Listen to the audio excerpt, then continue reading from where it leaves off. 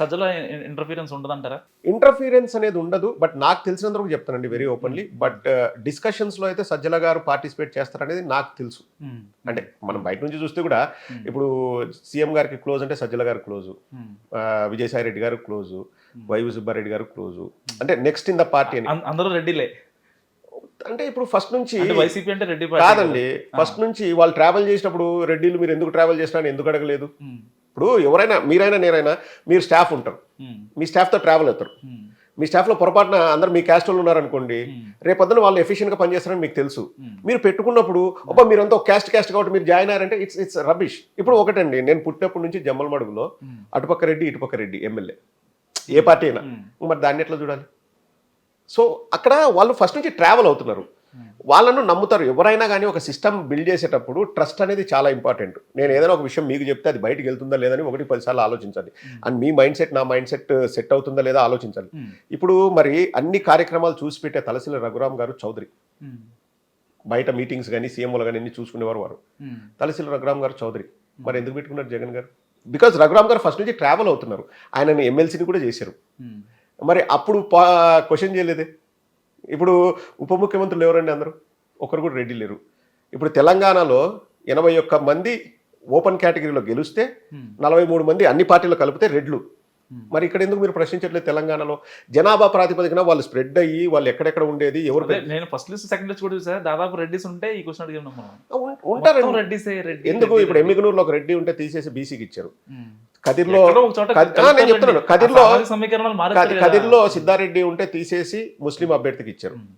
ఇక్కడ ఆల రామకృష్ణారెడ్డిని తీసేసి బీసీ అభ్యర్థి గంజి చిరంజీవికి ఇచ్చారు. సామాజిక సాధికారత చూపిస్తున్నారు కదండి. అంటే ఇప్పుడు ఒకటి మీరు అవునన్నా కాదన్నా ఫస్ట్ నుంచి పాలిటిక్స్లో రెడ్డిస్ అనే వాళ్ళు ఉన్నారు. జగన్మోహన్ రెడ్డి గారు పెంచి పోషించలేదు. జగన్మోహన్ రెడ్డి గారు అధ్యక్షులు కాకముందు, వారు పార్టీ పెట్టకముందు ఎంతమంది రెడ్డి ఎమ్మెల్యేలు ఉన్నారు మీరు లెక్కేయండి. వారందరూ కూడా జగన్మోహన్ రెడ్డి గారు చెప్తేనే వచ్చారా, లేకపోతే వాళ్ళ క్యాస్ట్ ఫీలింగ్తో వచ్చారా? అవి భౌగోళికంగా రెడ్డిస్ అనే వాళ్ళు స్ప్రెడ్ అయ్యారండి. స్ప్రెడ్ అయ్యారు. తెలంగాణలో ఉన్నారు, రాయలసీమలో ఎక్కువ ఉన్నారు, కోస్టల్ ఏరియాస్లో కొంతమంది ఉన్నారు. వాళ్ళు ఫస్ట్ నుంచి కూడా రెడ్డి అనేవాడు ఎవడంటే గ్రామంలో పెద్ద రెడ్డి అనేది క్యాస్ట్ కదండి, మీకు తెలుసో లేదో. ఇప్పుడు నా పేరులో రెడ్డి ఉంది, కానీ నా సర్టిఫికేట్ నాకు కాపు అని ఉంటుంది. మేము కాపు, కానీ టైటిల్ ఈజ్ రెడ్డి. రెడ్డి అనే వాళ్ళు గ్రామంలో ఎవరైతే పెద్దగా ఉంటారో వాళ్ళకు ఒక టైటిల్ ఇచ్చేవాళ్ళు రెడ్డి అని. అలా పూర్వం నుంచి రెడ్డి పనులు చేసి ఇప్పుడు రఘువీరారెడ్డి అని ఉన్నారు కాంగ్రెస్ లో. Is not Reddy, is Yadav. కానీ వాళ్ళ ఫాదర్ ఎవరు రెడ్డి పని చేస్తే రెడ్డి అని టైటిల్ వచ్చింది. కాపు రామచంద్రారెడ్డి మీరు అన్నారు కదా, do you know he's not Reddy, కానీ ఆయన టైటిల్ రెడ్డి. అట్లా ఏమైందంటే గ్రామంలో పెద్దగా ఉన్న వాళ్ళు రెడ్డిస్ అంతా వాళ్ళు రూలింగ్లో ఉండేవాళ్ళు, వాళ్ళు గవర్నమెంట్లో అంటే వాళ్ళు రాజకీయంగా ఉండేవాళ్ళు. అవి అలా ఫ్యామిలీస్ పెరుగుతూ అవి వచ్చే తప్పితే స్పెషల్గా రెడ్డిస్ అనేవాళ్ళు రాజకీయాలకు ఇంకో క్యాస్ట్ వాళ్ళు ఇంకో దానికి ఇంకో క్యాస్ట్ వాళ్ళు అలా ఏం లేదు. ఇప్పుడు అది కూడా తగ్గిస్తున్నారు జగన్మోహన్ రెడ్డి గారు. నాకేమనిపిస్తుంది అయితే ఇంకొక 5 ఏళ్లలో ఓకే రాజకీయాల్లో రెడ్డి అనేవాళ్ళు ఉండేవాళ్ళు అనే పరిస్థితి వస్తుంది ఆంధ్రప్రదేశ్లో. అది జరుగుతుంది. అది వస్తే అందరూ హ్యాపీగా ఫీల్ అవుతారు. ముందు అంటే ఏమబ్బా మేమేం తప్పు కాదు కాదబ్బా. ఇప్పుడు నేను అనేది ఏంటంటే ఎవరినైనా అండి, ఇప్పుడు జగన్మోహన్ రెడ్డి గారు అదర్ క్యాస్ట్కి ఇంపార్టెంట్ ఇస్తున్నారు, ఫైన్. రెడ్డిస్ని తీసేయండి, ఫైన్. నా వ్యక్తిగతంగా నా అభిప్రాయం ఏంటంటే హూ ఈజ్ క్యాపబుల్ అనేది చూసి వాళ్ళకి ఇస్తే బాగుంటుంది, హూ ఈజ్ ఇంట్రెస్టెడ్ అనేది. ఇప్పుడు మనోజ్ అనే వ్యక్తికి ఇప్పటివరకు వచ్చిన లిస్టులు కరెక్ట్ గా ఉందని అనిపించిందా మీకు? అంటే ఆ సమీకరణాల ప్రకారం కానీ నాకు చాలా మంది అభ్యర్థి క్యాపబిలిటీ పరంగా కానీ ఓకే అనిపించిందా మీకు? నాకు ఒక వైసీపీ కార్యకర్తగా నాకు ఎప్పుడు కూడా ఈ లిస్టా ఇంకో లిస్ట్ అని కాదు, నాకు చాలా మంది ఆ పేర్లు 27 మందిని రిలీజ్ చేశారు కదా, నాకు 5 మంది 6 మంది పేర్లు గుర్తున్నాయి. మోహిత్ చెవిరెడ్డి భాస్కర్ అబ్బాయి నాకు క్లోజ్, యూకే వచ్చినాడు. అండ్ అభినయ్ భూమా కరుణాకర్ రెడ్డి గారి అబ్బాయి అంటే అభినయ్ రెడ్డి గుర్తుంది, పేరుని కిట్టు పేరు గుర్తుంది, ఎందుకంటే వాళ్ళ ఫాదర్ వాళ్ళు తెలుసు కాబట్టి. కొందరు చేంజెస్ చేశారు, అవి కూడా ఉషా శ్రీచరణ్ గారు వాళ్ళు అనంతపురం వారు చేంజ్ అయ్యారు. అలా కొన్ని పేర్లు తెలుసు, మిగతా పేర్లు అని కూడా నాకు తెలియదు. ఇప్పుడు సడన్ గా కొత్తగా వచ్చిన అభ్యర్థి కదిర్లో ఎవరంటే నాకు పేరు తెలియదు. అట్లా నేను అవి నేను చూసేది ఏంటంటే ఫేమ్ అయితే మీకు తెలుసు మెయిన్ ఎట్లా ఫేమ్ అవుతారంటే నెక్స్ట్ జగన్ బోర్డుకి మళ్ళీ అక్కడ పిలవాలి కదా.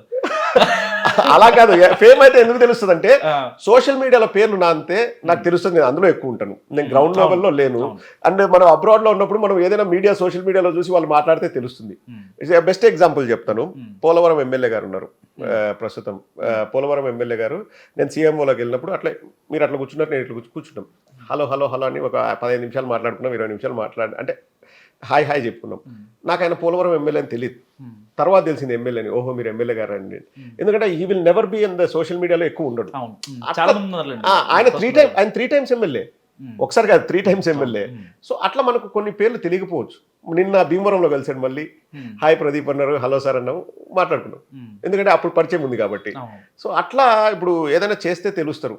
అంటే ఇప్పుడు ఎవరైనా చూస్తే అబ్బా ప్రదీప్ కష్టపడుతున్నారు, ఎందుకంటే నేను మీడియాలో కనిపిస్తున్నాను. నాకంటే 1000 కష్టపడే వాళ్ళు లక్షల్లో ఉన్నారు వైఎస్ఆర్సీపీకి. వాళ్ళు గ్రౌండ్ లెవెల్లో ఉంటారు, లేకపోతే ఇంకో చోట ఉంటారు. సో అట్లా నేను ఏదైనా ఒక సీట్లు ఇచ్చినా కానీ దాని పెద్ద ఇంపార్టెన్స్ ఎందుకు ఇవ్వనంటే నా టార్గెట్ అంతా జగన్మోహన్ రెడ్డి గారికి ఎలా చేయాలనే ఉంటుంది. ఏదైనా జగన్మోహన్ రెడ్డి గారు నిర్ణయం తీసుకున్నారంటే it should be good for the party, because అది జగన్మోహన్ రెడ్డి గారి పార్టీ. అండ్ తీసేసిన వాళ్ళు ఎవరి మీద కూడా జగన్మోహన్ రెడ్డి గారికి కోపం ఉండదు, ద్వేషం ఉండదు. సరిగా పని చేయకపోతే ఇప్పుడు క్రికెట్ ఉందబ్బా, ఎవరైనా పర్ఫార్మెన్స్ సరిగిపోతే టీంలోంచి తీసేస్తారు. సంజు శాంసంగ్ అనే మలయాళం క్రికెటర్ మంచి పర్ఫార్మెన్స్ చేస్తాడు ఐపీఎల్లో. క్రికెట్ అంటే గుర్తొచ్చింది, అంబటి రాయుడు గారు మార్నింగ్ ట్వీట్ చేశారు, దానిపై ఏమంటారు? ఏమో, నేను కూడా అసలు అంత షాక్ ఇచ్చారు, సడన్ షాక్. నేను అన్ఎక్స్పెక్టెడ్ అని నేను కూడా ట్విట్టర్లో పెట్టాను దానికి రిప్లై. నాకు అసలు నేను షాక్ అయ్యింది తెలుసా, నాకు అసలు ఐడియా లేదు. అంటే అందరూ రిజైన్ చేస్తున్నారు కాబట్టి రాంగ్ స్టెప్ తీసుకున్నానని అనిపించింది. అంటే నాకు వచ్చిన ఇన్ఫర్మేషన్ అది రాంగ్ అవ్వచ్చు, రైట్ అవ్వచ్చు. గుంటూరులో నువ్వు కాన్సన్ట్రేట్ చేయొద్దు, నర్సరావుపేటలో కాన్సన్ట్రేట్ చేయండి అని చెప్పేసి పార్టీ చెప్పినట్లు, లేదు నాకు గుంటూరే కావాలి, నర్సరావుపేట నాకు వద్దు అని చెప్పేసి ఆయన రిజైన్ చేశాడు. వాళ్ళ ఇంట్లో వాళ్ళని కూడా కన్సల్ట్ చేయకోకుండా రిజైన్ ట్వీట్ చేశాడు అన్నది నాకు తెలిసిన ఇన్ఫర్మేషన్. ఇంకా అది ఎక్కడైనా ఎంపీ సీటే కదా ఆయనకి, ఆయన ఫస్ట్ నుంచి ఆయన ఫేమ్ ఉంది ఆయనకి. అదే ఇంకా వివరాలు తెలియాల్సి ఉంది. అంటే నాకు ప్రాథమికంగా నాకు తెలిసింది ఇది, అంటే ఒక ఇట్లా నేను రిజైన్ చేస్తున్నా అంటే నాకు కావాల్సిన చోట ఇస్తారని అనుకున్నాడో ఏమో. అంటే టూ అర్లీ, ఇప్పుడు మనకు వెంటనే రిజైన్ చేసే కానీ మనం బురదజల్లడం కాదు. If he comes and say out side అప్పుడు మనం చెప్పగలం అది రైట్ ఆర్ రాంగ్ అనేది. మనం కూడా పార్టీలోని పెద్దలను అడిగి తెలుసుకొని. ఆయన చేసిన మంచి పని అంటారా, చెడ్డ పని అంటారా? స్టూపిడిటీ. ఎందుకు స్టూపిడిటీ? ఆయన రిలీజ్ అయ్యాడు, అందరూ చెప్పి ఎవరు బయటకు వెళ్తున్నారు చెప్పండి మీరు? అప్పటి నుంచి బయటకు వెళ్తున్నారు అన్నారు, వైసీపీలోంచి బయటకు వెళ్తున్నారు అన్నది సత్యం, అక్షర సత్యం. ఎవరు వెళ్తున్నారు? అచ్చెన్నాయుడు గారు డైరెక్ట్ గా చెప్పారు, చాలా మంది రెడీగా ఉన్నారు. నేను నా క్వశ్చన్ మీరు స్ట్రైట్ గా ఆన్సర్ చేయండి. అంటే ఇక్కడ 2 పాయింట్స్ ఉన్నాయి. ఇప్పుడు వైసీపీ నుంచి బయటకు వచ్చిన ఎమ్మెల్యేలు వాళ్ళ కానివ్వండి, లేకపోతే అప్కమింగ్ ఇంకా ఉన్నారు, చాలా మంది ఉన్నారు. ఆ లిస్టు మీరు త్వరలో చూస్తారు. ఇప్పటి వరకు బయటకు వచ్చిన 2-3 ఎమ్మెల్యేలు, మొన్న ఎంఎస్ రాజుని బొజ్జుగిచ్చారు, సింగనమల ఎమ్మెల్యే ఎంఎస్ రాజుని బొజ్జుగిచ్చారు. సో వీళ్ళందరినీ పక్కన పెడితే వీళ్ళు షర్మిలతో వెళ్తారా లేకపోతే ఇంకొకటి అనేది పక్కన పెడితే వాళ్ళ నెక్స్ట్ ఫ్యూచర్ ఎలా ఉంటుంది? ఒకవేళ బయటకు వస్తే వాళ్ళు రియలైజ్ అయ్యారు కాబట్టే కదా బయటకు వచ్చింది. సరే, నా క్వశ్చన్ మీరు కరెక్ట్ గా ఆన్సర్ చేయట్లేదు. ఎవరు బయటికి వెళ్ళారంటే సీట్లు రావని కన్ఫర్మ్ అయిన వాళ్ళు బయటకు వెళ్తున్నారు. సీట్లు ఇస్తామని చెప్పేసి కూడా బయటకు వెళ్ళిన వాళ్ళు ఎంతమంది చెప్పండి? సీట్లు ఇస్తామంటే ఎందుకు వెళ్తారు? వెళ్ళరు కదా. ఎగ్జాక్ట్లీ. సీటు రాకపోతే బయటికి వెళ్దామంటే వారికి పార్టీ మీద ప్రేమ లేదు. ఇప్పుడు నేను అనేది ఏంటంటే ఈ పొజిషన్ కాబట్టి ఇంకో పొజిషన్ ఇస్తారు. ఇప్పుడు లక్షల మంది కార్యకర్తలు ఉన్నారు వైసీపీకి, ఉండేది 175 ఎమ్మెల్యే సీట్లు, 25 ఎంపీ సీట్లు, ఇంకా ఎమ్మెల్సీలో ఒక 60-70 ఉన్నాయి, నాకు కరెక్ట్గా తెలీదు. సో ఎంతమందికి నాకు అకామిడేట్ చేస్తాం? Is it possible? ఇంకో చోట వాళ్ళు వాడుకుంటారు, ఇంకొక పొజిషన్ ఇవ్వడమో, పార్టీలో పెద్ద పొజిషన్ ఇవ్వడమో, ఇన్ఛార్జీలు ఇవ్వడమో ఏదో ఒక విధంగా చేస్తారు. ఇప్పుడు నేను నీకు ఎమ్మెల్యే సీట్ ఇవ్వట్లేదు అంటే that's end of the life కాదు. పార్టీలో దెల్ బి అనదర్ ఆప్షన్. ఇంతకుముందు కాంగ్రెస్ ఉండేదండి, కరడు కట్టిన కాంగ్రెస్ వాదులు ఉండేవాళ్ళు, ఎంతో మందికి సీట్లు గల్లంత అయ్యేటివి, మళ్ళీ వచ్చేటివి. ఇప్పుడు వి హనుమంతరావు అనే పెద్ద ఆయన ఉన్నాడు, I like him, I love him. చెప్పాలంటే పార్టీ ఉన్నా లేకపోయినా నేను కాంగ్రెస్ వాదిని.